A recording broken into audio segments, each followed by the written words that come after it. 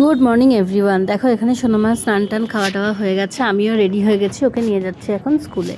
ওকে স্কুলে ড্রপ করব, বাজার দোকান করব, বাড়িতে আসবো। পরপর বাজারের ব্যাগের মতো, মোটের ব্যাগের মতো স্কুলের ব্যাগ ভারী। তারপর ওকে দিয়ে এসে বাজার দোকানটা রেখে আমি টপ করে চলে এলাম আমি এই টিকটিকিটাকে পড়াতে। তো ওকে পরিয়ে টরিয়ে নিলাম, নিয়ে এসে বাড়িতে দেখো ওয়াশিং মেশিন কাচতে দিয়ে গেছিলাম। সেই বর্ষাকালে যা হয়, দুদিন ধরে একটু জলেরও প্রবলেম চলছিল, তো সেই জন্য ওয়াশিং মেশিন চলেনি, এত কিছু কাছাকাছি হলো। এখন এগুলো সব মেলে টেলে কিছু কাজ ছিল সেগুলো করলাম। এখন বেজে গেছে 12:30। আর খুব খিদে পাচ্ছিলো, তো কালকেরই সেই লুচির আটা মাখা ছিল, ময়দা মাখা ছিল, সেটা দিয়ে একটু লুচি করে নিলাম 4-5টা। আর আলুর দমটাও কালকেরই একটু গরম করে নিলাম। দেখো এই লুচিটা অ্যাকচুয়ালি ময়দাটা একটু ল্যাক পেকিয়ে গেছিলো বলে সেই জন্য লুচিটা এরকম ইন্ডিয়ান ম্যাপের মতো হয়ে গেছে। ঠিক আছে, চলো, পেটেই যাবে আর আমি খাবো, তো অত জাস্টিস করার কেউ নেই। তারপর সেই সব করে কিছুটা লেখালেখির কাজ ছিল, সেই সব করে বেরোলাম। কারণ তানি ফোন করে ডাকলো কি ওর একটু কাজ আছে, চলে আয় ময়দানে।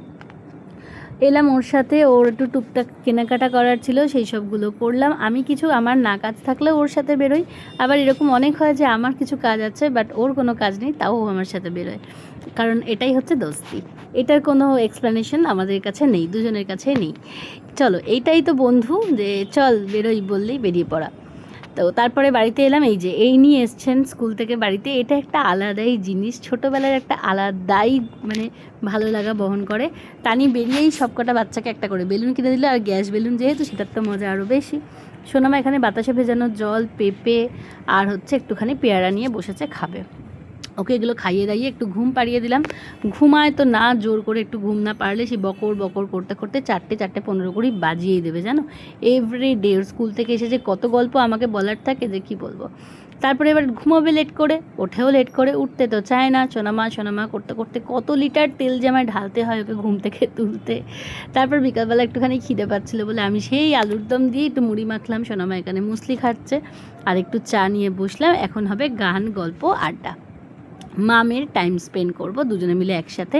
এই সময় কত কি বলি আমরা, কত কি করি, আমি কতগুলো গান করি, ও শোনে। এইসব আমার ছোটোবেলার কথা বলি, শোনে, আর আমি চা খাই, বেশ এনজয় করি এই সময়টা। তারপরে এখানে ওর বলার ছিল অনেক কিছুই, যাই হোক সেগুলো সব আমাকে বলছিল। এখনও কাজ শেষ হয়নি, চলো এবার একটু পড়তে বসিয়েছি। আর সত্যি কথা বলবো, বড্ড মায়া লাগে, বিশ্বাস করো। রোজকার পরীক্ষা, স্কুলের রোজ পরীক্ষা, একদিন সারপ্রাইজ টেস্ট, একদিন ক্লাস টেস্ট, প্রত্যেক দিন প্রায় পরীক্ষা। এইসব নিয়ে বাচ্চাগুলো না জাস্ট প্রেশারে শেষ হয়ে যাচ্ছে। তার মধ্যে হোমওয়ার্কের প্রেশার, সবসময় এরকম সিরিয়াসলি না পড়ে এরকম একটু মজা টজাও করতে হয়, তাতে ওদের পড়তেও একটু এনার্জি লাগে। আর সত্যি কথা বলতে ওরা তো ছোটো, বিশেষ করে আমার মেয়ের কথা যদি বলো, আমার মেয়ের বয়সী যা বন্ধুরা ওরা আছে, আদার্স যা বাচ্চারা আছে, তারা এখন সিনিয়র কেজিতে পড়ে, কেউ ক্লাস 1-এ পড়ে, আর আমার মেয়ে সেই বয়সে ক্লাস 2-তে পড়ছে। টাচউড, সবাই ওকে আশীর্বাদ করো, ও যেন ফাইনালি ভালো একটা মানুষ হয়ে ওঠে, এটাই আমি সবসময় চাই। আর এদিকে চলে এসছে আমাকে হেল্প করতে। দেখো নিজে পুরো রুটিটা বেলেছে, বিশ্বাস করো, গোটা রুটিটা যেমনই শেফ হোক না কেন, এবং সেটা খুব ভালো হয়েছে।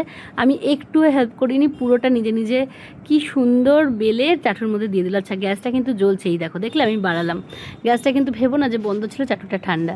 আমার মেয়ে খুব কাজের আর কি, যাই হোক, ও যত কিছু কাজ করতে চাই আমি চেষ্টা করি ওকে করতে দিতে। একটুখানি আমাকে রুটিটা হেল্প করে দিল, নিজে বেললো, রুটি আর পটল ভাজা দিয়ে ও ডিনার করলো, সঙ্গে ডিম পোচ। আমি কিছু খাইনি, বলবো না আমি খাবো না বলছিলাম বলে জোর করেই যে এরম শাসন করে আমাকে একটা রুটি পটল ভাজা দিয়ে খাইয়ে দিয়েছে। তো যাই হোক, এরকম বকাঝকা খেয়ে নিলাম একটুখানি, ব্যাস। তারপরে নিজের কাজকর্ম কমপ্লিট করে নিলাম। এইরমভাবে আমার মেয়ে আমাকে শাসন করতে থাকে।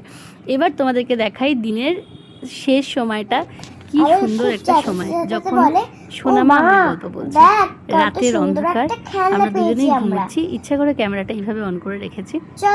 এখন সোনামা আমার গোপাল ভাঁড়ের গল্প বলছে, আমি সেটা শুনতে শুনতে আমিও ঘুমাবো, সোনামা ঘুমাবে।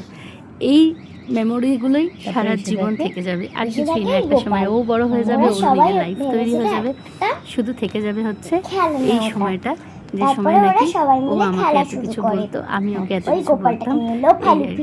চলো, আজকে ব্লগটা তোমাদের কেমন লাগলো অবশ্যই করে জানিও। যদি ভালো লাগে প্লিজ একটা সাবস্ক্রাইব করো। ইউটিউব থেকে এমন একটু করে আমি অনেকটা এগোতে পেরেছি, সবাইকে বলছি প্লিজ একটু সাবস্ক্রাইব করে দাও তাড়াতাড়ি, তারপর আরও একটু করে আমি এগোতে আরও একটু সাহস পাবো। সবাই খুব ভালো থেকো। লুফালুফি খেলছে।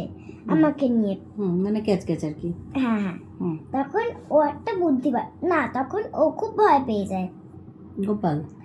বাট ও ওই ভয়টাকে শো করে না। আচ্ছা। বলে ওরা খেলতে থাকে। তারপরে বলে যে আরে কি একটা চাঁদ, বেশ আচ্ছা। কিছু একটা চাঁদ। কি চাঁদ? কালা চাঁদ? না না, তাহলে কি চাঁদ? একটা হয় চাঁদের। চাঁদের কি হয়? বলছিল ওটা আবার ক্রিসেন্ট ফ্রিসেন্ট হয়, ওই দিনকে গোল হয় পুরো। পূর্ণিমা।